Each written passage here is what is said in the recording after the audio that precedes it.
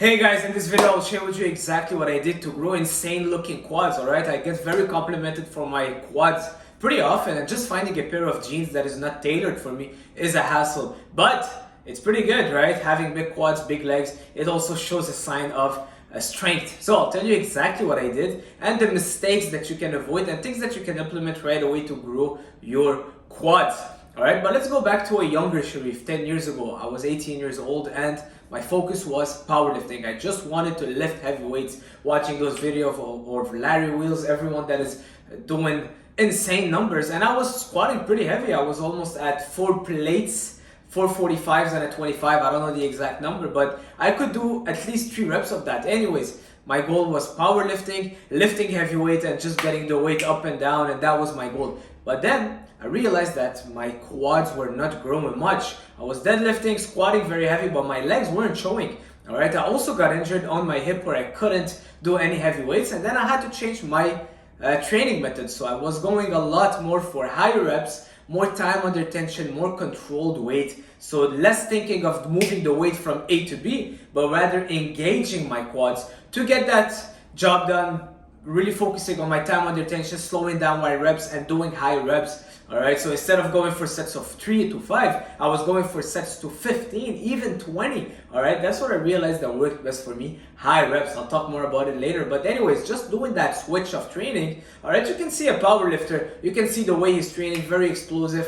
The only important thing is moving the weight, as opposed to a bodybuilder. He might just have 200 pounds on the bar, but the way he's doing that movement, controlling that way down. Anyways, long story short, that's what I started to do, and trust me, my quads started growing like crazy. I couldn't even explain it. I'm like, I got injured, I changed my training plan, I'm using lighter weights, but my quads are growing. Well, that's the first thing that you can start doing, is stop focusing on the weight, but focus rather on the time under tension, engaging the quads, engaging the muscles you're training, lowering the weight and slowing down the reps, especially the negative part of the repetition, going more for high reps. So that's number one. Number two, I changed my squat stance. All right, or most power lifter, they would be squatting low bar squats, but it doesn't matter the way you're squatting.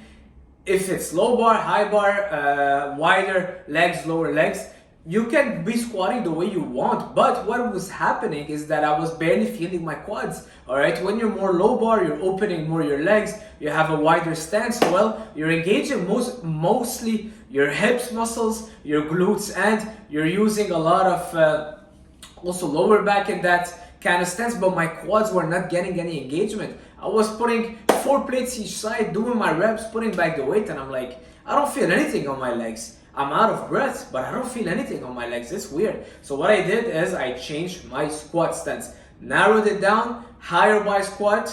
All right, like I said, controlling the way down, but the stance changed, the way I was squatting changed to really engage my quads as much as possible. So how you can apply that to you is by basically also doing the exercises that you feel your quads best. That's the most important thing, is do an exercise that you feel the muscle you're trying to work being recruited as much as possible. All right, that's what it's really all about. If your goal is building muscle, you gotta feel that muscle. It's not about just moving a weight, it's not about benching 5 plates, but are you engaging your chest properly to get that weight up? All right, so that's what I did, changing my squat stance and doing the exercises that I was feeling better. I was focusing more on the feeling. So doing my squats, am I feeling my quads? And trust me, just by narrowing down the stance, high bar squat, slowing down the rep range, my quads were burning. All right, so choose the exercises that works and you feel good. Don't look at Larry Wheels or someone with a huge legs and be like, oh, if he's doing it, it has to work for me. No, try it out.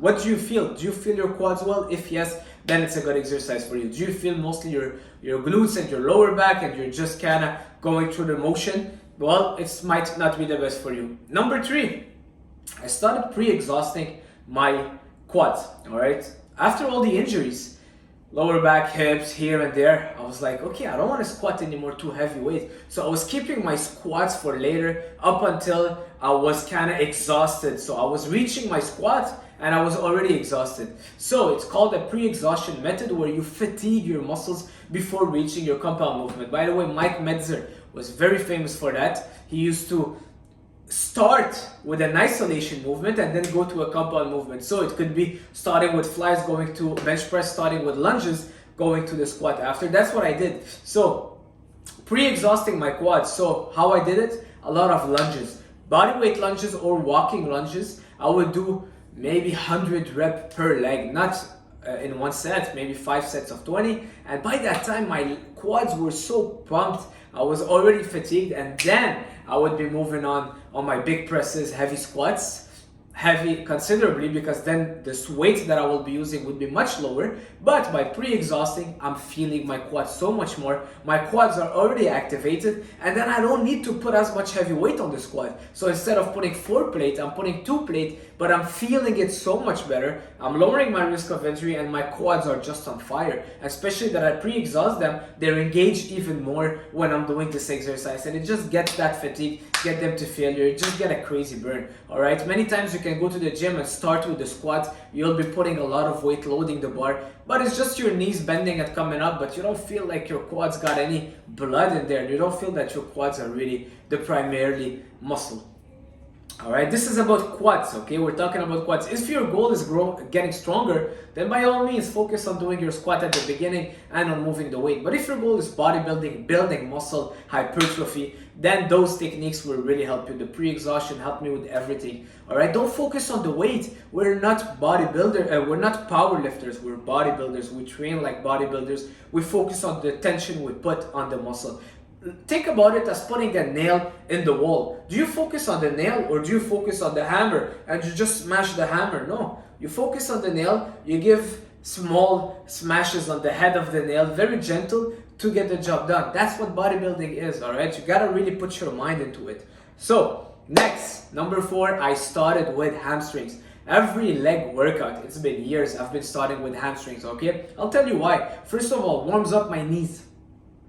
So instead of starting with the presses or whatsoever, well, start with hamstring, get blood flow in your knee. Also, when you start with hamstring, you also start engaging your hamstring, but at the same time, your quads are also involved because it's an antagonist muscle. And I really realized that starting with my hamstring helped me feel my quads better and do the exercises better when it came to quads movement. All right, just because when you're strengthening your hamstring, your quads is also stretching, your quads is also getting blood there, your quads are also working, so it just works well for me. All right, I would do 4 sets of seated leg curls or lying leg curls, any one of them, and also I get blood in my knees, so when I'm starting to squat, I don't have any pain. Lastly, the biggest tip, and this is something that I really believe that people don't take seriously enough, for legs, high volume, high reps. All right, high reps, seriously, reps, sets of 20 reps worked the best for me. Try doing a squat. All right, let's say instead of doing 3 plates and going for 8 reps, go for 2 plates and 20 reps. Trust me, you will feel your legs like crazy the next day. You won't be able to walk. All right, by high reps, legs react better to high reps. That's the reality. I've tried it on myself, tried it on my clients, and when I was starting to do higher reps, more volume, so volume, I'm talking about big workouts. It's not just 2 exercises for quads or legs. It's your biggest muscle group, all right? Your quads and your hamstrings. So you gotta put the time in, the effort, the sets, a lot of volume, a lot of reps. It's not just 3 sets of 5 or 8, but it's more 5 sets of the big exercises, and I would go for 12, 15, 20 reps, and trust me, the feeling that you get, the burn that you get, and it's just been working like crazy for me. All right, so that's it for this video, guys. Thank you for watching. That's how I grew my quads, and I've been trying a lot of things. I tried a lot of experiences over the past years, and that's what I realized that has worked the best for me. Now, is it the one solution for all? Not really, because everyone is a little bit different. But more times than others, those things can help. More times than others, going with high reps, slowing down the repetition, and really focusing on your quads, on the mind-muscle connection, focusing on that, getting inside your muscle will do you good. All right, so that's it for this video. Don't forget to like, leave a comment, and share it with a friend who's got chicken legs. Ciao.